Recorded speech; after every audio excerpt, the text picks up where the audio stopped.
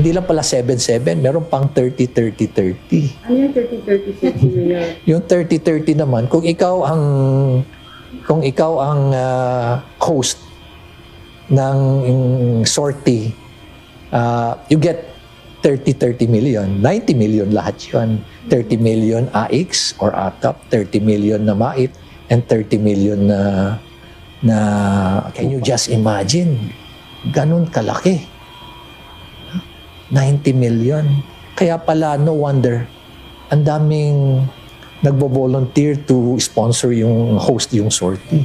Kasi nga yung ganung kalaking incentive nila. Nalaman ko rin pala na may mga entitled na mga congressmen na congresswomen na halos unlimited yung kanilang AKAP funds. Nakakalungkot. Ganon din yung kanilang mga MAIP at yung mga tupad funds, unlimited, halos unlimited. Di ba corruption yun na paano mo na-disburse yung ganon na easily, kaya mong i-disburse yung ganon? Tapos, ang nakakalungkot nga nito because unlimited yung funds nila. So in short, yung mga ninakaw nila sa porsyento nila at yung mga nakuha pa nila sa profit dahil sila na yung contractor at sila pa yung supplier, hindi pa pala nila na ilalabas. Intact pa yun. Dahil ang ipinapamigay na lang nila muna, itong mga ayuda na nakukuha nila. Yung MAIP pa pala, meron pang anomaly dyan. Yung ibang MAIP na pondo, ang ginagawa nila yan, ginagawa nilang medical mission, yung funding na yan.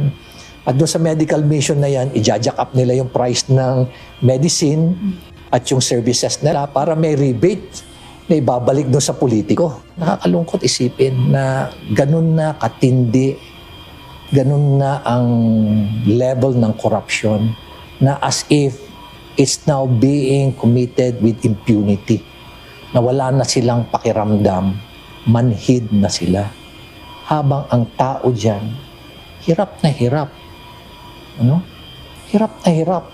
Magkano kinikita ng mga drivers dyan? Swerte na, 500, 600. Mga vendors, 400, 500. Habang yung iba rito sa mga napaka-corrupt na politiko, they can easily make 1 billion pesos in a year. At nakikita mo nga yung ibang congressman, pag magsalita pa sila, di ba? Ayuda raw is the best thing that ever happened. Mga ganon, di ba? O kaya kung wala si ganito, walang AKAP. Wala si ganito, walang MAIP. Kung wala si ganito, walang tupad. Yung pa lang na, those messaging, alam mo na kung ano ibig sabihin.